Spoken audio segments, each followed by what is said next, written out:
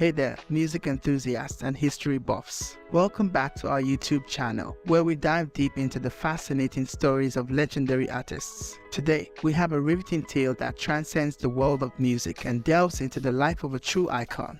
But before we jump into this captivating journey, make sure you're subscribed to our channel and hit that notification bell so you never miss out on our intriguing stories. Now, let's set the stage for today's exploration. We're about to unveil the extraordinary life of a gifted artist who not only graced the world with her incredible voice, but also faced profound personal challenges. Her story is one of talent, triumph, and tumultuous twists that you won't want to miss. So sit back, relax, and join us as we unravel the candid and untold story of CHAKA Khan, a musical legend whose journey is nothing short of mesmerizing. Let's get started. CHAKA Khan emerged into this world with a gift so extraordinary that it defied the ordinary, a talent that soared beyond the mundane and touched the deepest recesses of the human heart. Her voice, an ethereal marvel, had the uncanny ability to send shivers cascading down the spine, particularly when she embarked on those breathtakingly high notes with her vocals that could only be described as monumental. Her singing possessed a healing quality, like a soothing balm for weary souls. But there was more to her than just vocal prowess. She was a vision of divine beauty. She wasn't just a mortal, she embodied the essence of a goddess. She reigned supreme, adored by both the young and the old, transcending generational boundaries. Her allure and charisma were unparalleled. Whenever she took center stage, it was nothing short of a mesmerizing spectacle. Her spirit, her demeanor, her very personality, and her gestures were nothing short of extraordinary. Each time she graced the stage, it was a spectacle that defied imagination. She carried an electrifying energy, radiated an aura of dominance, and cast a spell over her audiences. She was, undoubtedly, the uncontested queen of funk. Her success knew no bounds, whether as a solo artist or as the lead vocalist of the legendary funk ensemble Rufus. Hits such as Ain't Nobody, I'm Every Woman, and I Feel For You etched her name indelibly in the annals of musical history. She wasn't merely a singer, she was a force of nature, and she effortlessly proved why she deserved the title the Queen of Funk. Her accomplishments in the world of music were nothing short of awe-inspiring. With 7 gold singles, 7 gold albums, and 3 platinum albums under her belt, she stood as a titan in the industry. Her influence on music resonated far and wide, yet her impact often remained underestimated. Her voice, her style, and her essence echoed in the works of artists such as Yolanda Adams, Beyonce, and a myriad of others. She was a trailblazer, a pioneer who left an indelible imprint on the realm of music. However, much like numerous artists of the golden era, she bore the burden of a tumultuous and tormented soul. A soul that grappled with personal demons, a soul that sought refuge from a haunting past, and a soul that, despite its best attempts to flee, found itself ensnared by its own history. This, ladies and gentlemen, is the raw and chilling narrative that has remained shrouded in mystery. Born Yvette Marie Stevens on the 23rd of March, 1953, CHAKA Khan entered this world into a household that exuded bohemian artistic flair in Chicago, Illinois. She was the eldest of 5 children, a product of Charles Stevens and Sandra Coleman. Her father, described as a beatnik, belonged to a social movement that spurned the materialistic trappings of mainstream American culture.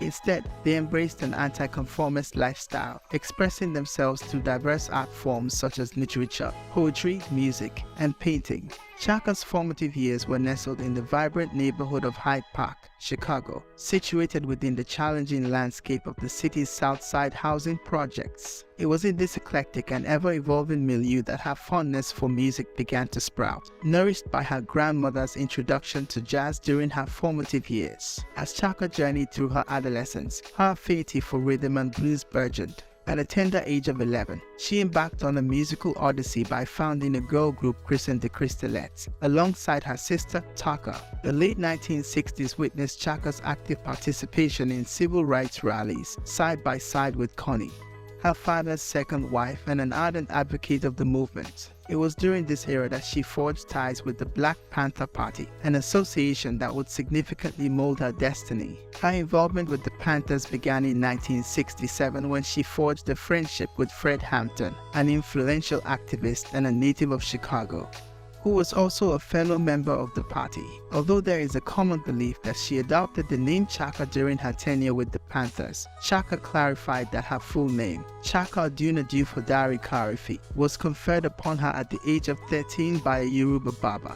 Within the Panthers, CHAKA played an audacious role, entrusted with the task of selling Panther magazines. She was fearless, unyielding, and a rebel at school, openly defying the social gatherings she perceived as vestiges of slavery, such as sock hops. Instead, she boldly sported combat boots and green khaki pants. Although she never felt endangered during her Panther involvement, a brief encounter with a firearm shook her, leading to her eventual departure from the group. As time marched on, CHAKA Khan's connection with the Panthers reached its conclusion in 1969. She made the painful choice to forgo her high school education and plunge headlong into the world, chasing her passion for music. Her departure from the Panthers reflected her growing disillusionment with the movement's sidelining of women's voices. CHAKA's odyssey in the world of music saw her performing with various small groups in the Chicago vicinity. Her initial foray into the music arena unfolded with her participation in Cash McCall's group, Life, where she collaborated with her then-boyfriend, Hassan Khan. Their marriage swiftly followed as a means to grant CHAKA legal status as an adult artist, considering that, at the age of 17, she still held the status of a minor. Her mother had refused to grant the necessary authorization, prompting CHAKA to fabricate a pregnancy. In the same breath, CHAKA Khan was presented with an opportunity to step into the shoes of Baby Huey and Baby Huey and the babysitters after Huey's unfortunate demise. However, her stint with the band was brief, as it disbanded merely a year later, as her early years in the music industry were marked by unbridled ambition and a hunger for recognition. CHAKA's trajectory underwent a seismic shift when she was discovered by members of the rhythm and blues band Rufus in 1972. At the tender age of 19, CHAKA Khan assumed the coveted position of lead vocalist, displacing her close friend Paulette McWilliams, who had exited the group, citing exhaustion from touring and a longing to spend more time with her family. With CHAKA Khan at the vocal helm, Rufus metamorphosed into an instant sensation. Her vocal prowess, combined with her magnetic stage presence, propelled the band to unparalleled heights. Their music represented a fusion of genres, and they enjoyed immense success throughout the 1970s, boasting hits like Tell Me Something Good, which clinched a Grammy for Best R&B Performance. While her star continued its ascent, the billing within Rufus underwent a metamorphosis. Initially known as Rufus, they evolved into Rufus featuring CHAKA Khan, then Rufus and CHAKA Khan, and ultimately Rufus and CHAKA. By 1978, it became glaringly evident that CHAKA had outgrown the confines of the band, paving the way for her legendary solo career. In October of that year, CHAKA Khan inked a solo deal with Warner Bros. Records and released the album CHAKA. This marked the genesis of a prolific partnership with producer and arranger Arif Mardin. The album showcased the iconic disco anthem I'm Every Woman, which ascended to the zenith of the R&B charts and climbed to the 21st position on the Billboard Hot 100. CHAKA Khan's solo success was undeniable. Notwithstanding her burgeoning solo journey, CHAKA Khan briefly reunited with Rufus for the Quincy Jones-produced album Master Jam, their fourth and final album to top the R&B charts. She was now on the cusp of conquering the world as a solo artist, with her musical trajectory etched firmly into the annals of history. However, beyond her glittering career lay a tapestry woven with scandal, turmoil, and headline-grabbing incidents. To many, these episodes may appear perplexing, but beneath the surface lay a complex narrative driven by profound reasons. CHAKA Khan's tumultuous life can be traced back to her formative years, marked by her father's abandonment of their family. This abandonment left her feeling vulnerable, helpless, and profoundly alone. Little did she know that this was the prologue to a traumatic journey that would play out in her relationships, career, and personal life. Her teenage years bore the hallmark of rebellion, a response to these early traumas. She dropped out of school, departed from the Black Panther Party, and fled her family home. Adolescence, coupled with the loss of her father, propelled her down a path of defiance, recklessness, and a refusal to conform to societal norms. She adopted a don't-care attitude, donning provocative clothing and rejecting counsel from others. She became promiscuous, and some posit that this behavior contributed to the dissolution of her first marriage to Hassan Khan. Her second marriage to Richard Holland in 1976 was fraught with tension.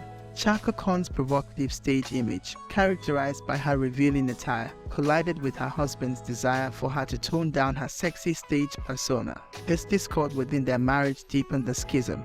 Within Rufus, interpersonal conflict simmered. Andre Fisher, a fellow Rufus member, was reportedly envious of CHAKA's new marriage. Rumors circulated that Andre had a romantic history with CHAKA before her union with Richard Holland, and this jealousy erupted into a physical altercation between Andre and Richard. This strife strained CHAKA's personal life even further. In subsequent relationships, CHAKA Khan grappled with the expectation of maintaining her provocative stage persona offstage. This pressure from her partners and the relentless demands of fame took their toll. She wrestled with reconciling her public image with her private life, which fostered self-destructive behaviors. CHAKA Khan's descent into substance abuse, initially recreational, spiraled to encompass heroin, cocaine, and alcohol. The pressures of fame, coupled with the allure of substances, set her on a perilous course. Her substance abuse escalated, further contributing to her personal struggles. It is crucial to acknowledge that CHAKA Khan's early fame and the intense pressures of the music industry played a significant role in her tumultuous personal life. She, like many artists of her era, found herself thrust into the spotlight at a young age, ill-equipped to navigate the pitfalls of fame,